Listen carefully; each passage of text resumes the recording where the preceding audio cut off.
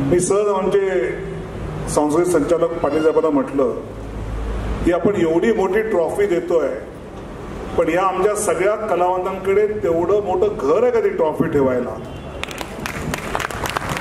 खरं म्हणजे आपल्या कलावंतांचं इतकं मोठं घर असलं पाहिजे, इतकी त्यांची मोठी कला आहे, पण ती योग्य प्रकारे त्याचं जे प्रेझेंटेशन व्हायला पाहिजे ते न झाल्यामुळे इतकी सुंदर ट्रॉफी घरात ठेवण्या इतकं सुद्धा घर आपल्या आयुष्याच्या संध्याकाळी आपले हे लोककलावंत कलाकार कमवू शकत नाही.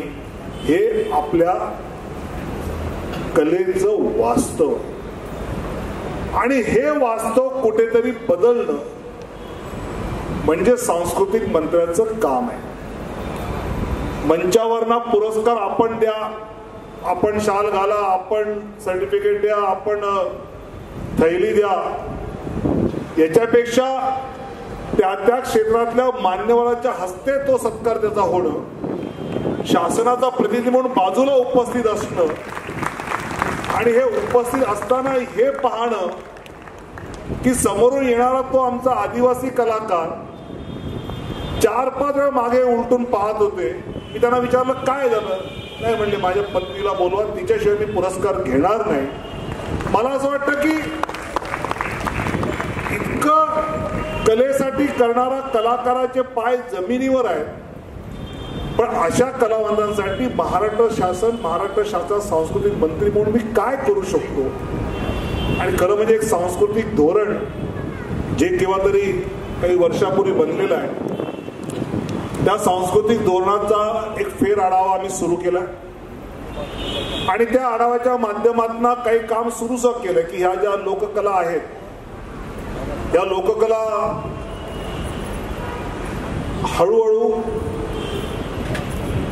लोकांच्या मनातून मग हळूहळू वास्तवातून आता दिसेन अशा होण्याकडे सरकत आहे.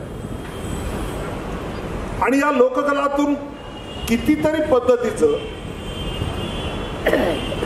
केवळ मनोरंजन नाही तर खऱ्या अर्थाने अनेक वेगवेगळे विषय पोहोचवण्याचं काम हे या कलांच्या माध्यमातून होतं, आणि त्या कलाच आज लुप्त होत चाललेल्या आहेत. आणि म्हणून आपण या सगळ्या लोककला जतन करण्याचं काम सुरू केलंय. बऱ्यापैकी ते 50-60% पूर्ण होत आलंय.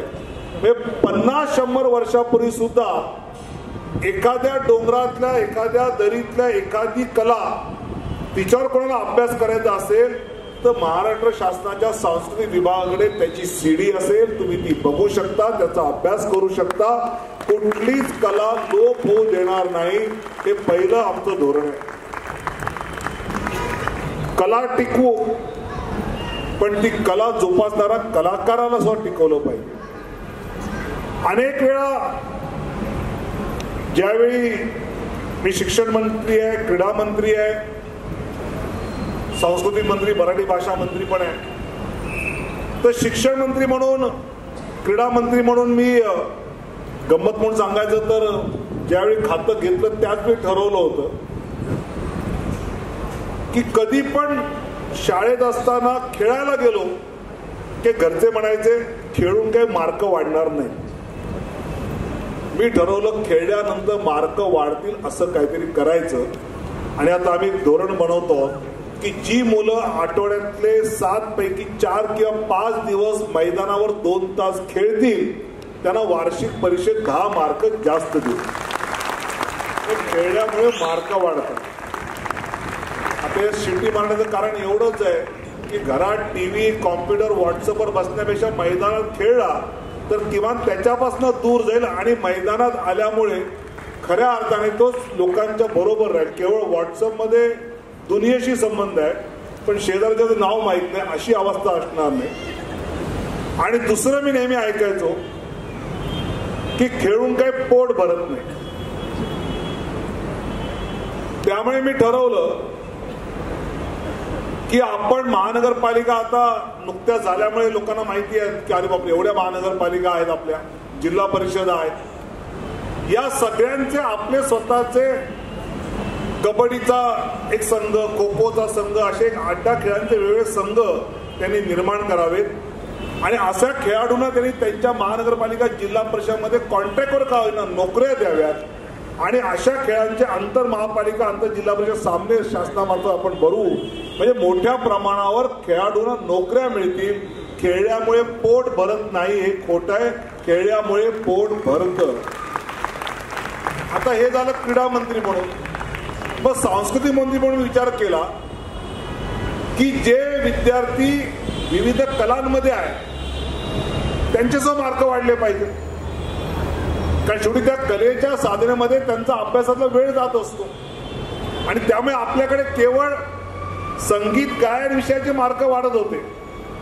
पण आता आमच्या नुकत्याच समितीने पूर्ण काम पूर्ण केलेलं आहे आणि सगळ्या लोककला वगैरे आपल्या ज्या 18 पगड जातींमध्ये ठिकठिकाणी आपण डोंगर दऱ्यात पाहतो, अशा कुठल्याही लोककलेचे त्याने 25 ठिकाणी जर काही ना काही छोटे मोठे गावात प्रयोग केले असतील तर त्याचे मार्क या मार्चच्या परीक्षेपासून वाढवायचं आपण केलेलं आहे, जेणेकरून तरुण पिढी नवीन पिढी आपल्या या लोककला जोपासण्याचं काम करेल.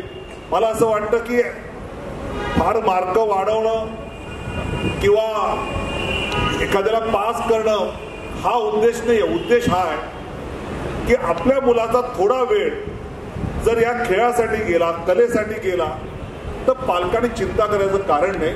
तो त्याला देऊ द्या, कारण त्यातून ती कला तो पुढे नेणार आहे, जोपासणार आहे, पुढच्या पिढीपर्यंत पोहोचवणारा तो आपला वाहक आहे. आणि या अर्थाने अशा काही गोष्टी करतात. पण अनेक वेळा इतर सगळे लोककलेतले अनेक मान्यवर आहेत, जसं संगीतामध्ये गंधर्व विद्यालयाचे सिलेबस आहे, असं लोककलांच्या विषयामध्ये असा काही ठोस सिलेबस दिसत नाही. आणि तो नसल्यामुळे अशा याला कुठल्या याला प्रमाण मानायचं, कसं मानायचं, काय म्हणायचं, मी कुठल्या याला चौकटीत मला बसवायचं नाहीये. पण कुठेतरी आपल्या या राज्यातल्या काही लोककलांचा असा काही सिलेबस करता येईल का, आणि तो सिलेबस शिकवण्याची व्यवस्था वेगवेगळ्या ठिकाणच्या शैक्षणिक संस्थांच्या माध्यमातून करता येईल का, याचा सुद्धा विचार येत्या काळात राज्य सरकारच्या वतीने आम्ही करतो. पण आज आपण सगळे या ठिकाणी चांगल्या संध्याकाळी आलेलो आहोत आणि त्यामुळे आपल्या सगळ्यांचं मनापासून अभिनंदन करत असताना आपल्याला खूप खूप आभार आपले व्यक्त करतो. या ठिकाणी तरुण कॉलेजचा एक विद्यार्थी आणि विद्यार्थिनी सूत्रसंचालन करतायत आणि असे थोडे गांगरतायत, थरथरतायत.